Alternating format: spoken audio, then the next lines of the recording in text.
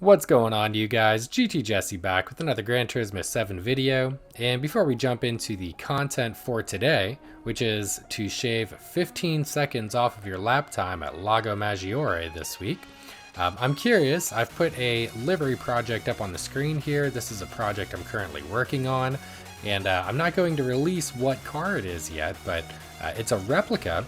And this car actually has over 100,000 followers on Instagram. And I'm curious if anybody out there, based off of what they can see on the screen so far, recognizes what this car actually is. If you do, put it in the comments below. I'll be curious to see what kind of guesses we get.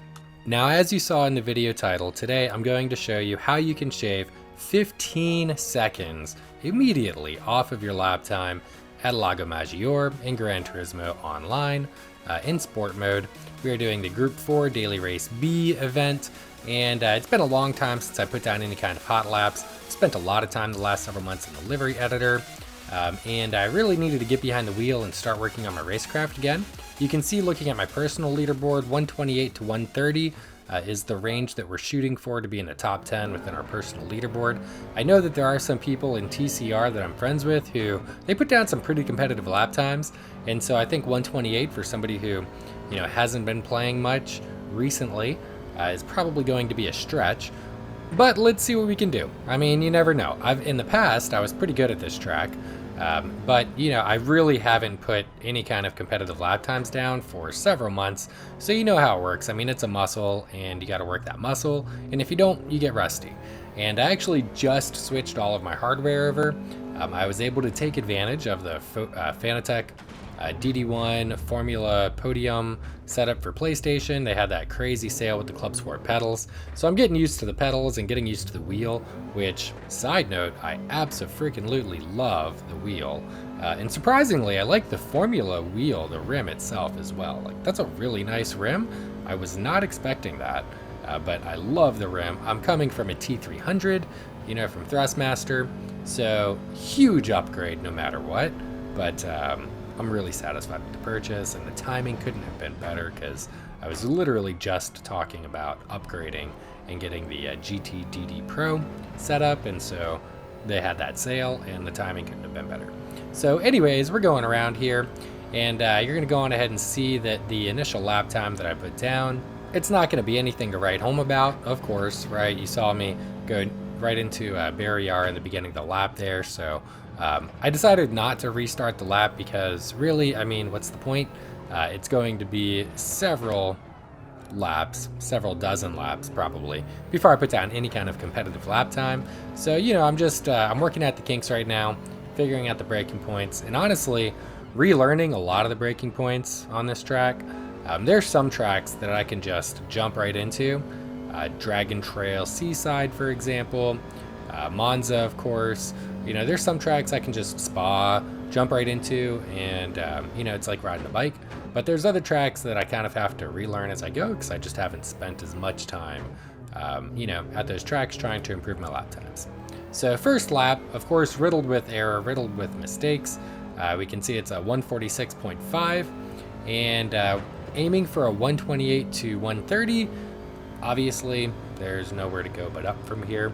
And if I can just get around this lap without making any more mistakes, we can see the delta on the screen. It's 11 seconds. That'll put us down to like 135. So let's go on ahead. We're going to fast forward a little bit, see what we're able to put down for our second lap.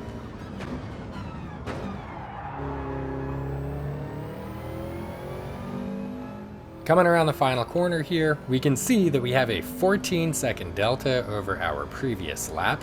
And so there you have it, folks. If you came here wanting to know how to improve your lap time by 15 seconds at Lago Maggiore, that is simply how you do it. Case in point here, first lap 146.5, second lap 132.4. I'm just kidding, you guys, and I know that was a bad joke, but there is actually a method baked into this video for how you can improve your lap time at Lago Maggiore by 15 seconds or more, and it does not have anything to do with taking several months off, crashing off into turn 3, and then putting down a somewhat decent lap to follow up. There's an actual method here, and it's kind of freaking crazy, and so I am going to share it with you. But first, we're just going to see what we're able to put down for lap times today.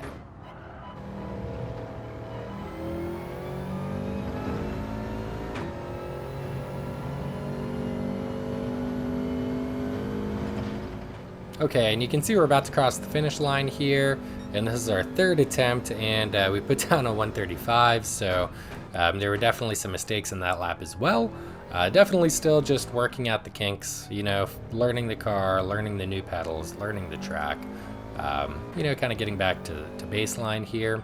But let's go on ahead and we'll just zip along and see what we're able to put down for lap time for our fourth attempt.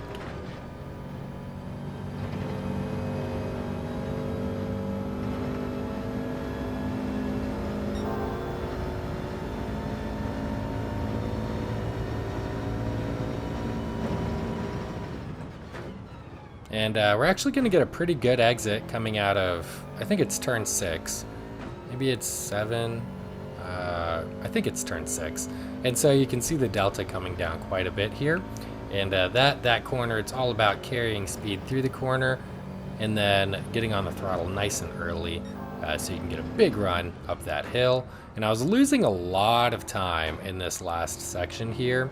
It's definitely one of those sections that, you know, it's really hard to get right, and I was getting it very far from right in these attempts. Although the game is being very generous, and you can see even after all of these mistakes that I've made, it's not giving me any penalties, which let me know if that's your experience as well. I find it just very odd. But we're going to cross the line this time with an improvement. We're down to 131.5, and so that's not too bad. Again, we're shooting for 128 to 130, and so 131.5 after our best so far being at 132.4. You know, that's not bad. We're about 3.5 seconds off the #1 person within our top 10 personal leaderboard. All right, we're going to go on ahead and go across the finish line here, and you're going to see it's another 131.5. And so at this point, basically, I'm going to just back out and go on ahead and watch some replays for people who are putting down faster lap times. And that's typically what I've done in the past, right? If I'm not that familiar with the track or if I'm rusty, I'll do 5 to 10 laps, get a feel for the track myself and areas where I know that I'm struggling. And then I'll back out and watch replays of people who go faster than me, pick up on their braking points and see, you know, how they're working the throttle and taking the car through the corners. And so we're going to go on ahead and do that now, and we'll see where we can improve, and actually where we can improve by, on average, 15 seconds. Okay, so looking at the personal leaderboard again, we can see the times are within 128 to 130, and that's totally within reach based off of the times we were putting down, 131.5. But then if we flip over to the global leaderboard here, we can see that the times are 114, 115, and this is absurd. Like, I know that I'm rusty, but I'm not 15, 16 seconds off the pace. Like, how in the world is that possible? So let's go on ahead, jump right in here. We're going to watch this replay.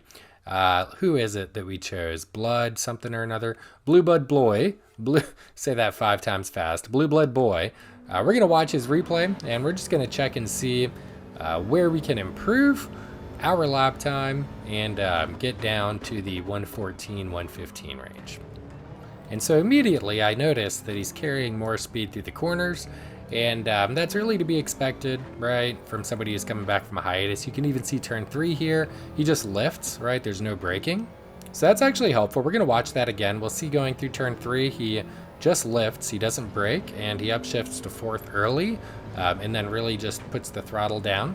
Of course, he's flat out through this section, and then we're going to see him carry a lot of speed into turn 6 up ahead here. And he's coasting through turn 6, I think at around 70 miles per hour. Let's go on ahead and see. So brakes right after the 50 board, and then he's coasting, yep, right around 70 miles an hour.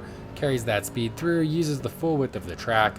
And we're just going to watch that again real quick. You can see he cuts that corner really tight, uses all of the curb cutting the corner, and then the full width of the track on the exit, flat out up through this section. I'm still not seeing 15 seconds worth of delta though, so let's see how he does through this final section here. Maybe that's it. I'm really bad through this final section. Maybe there's 15 seconds there.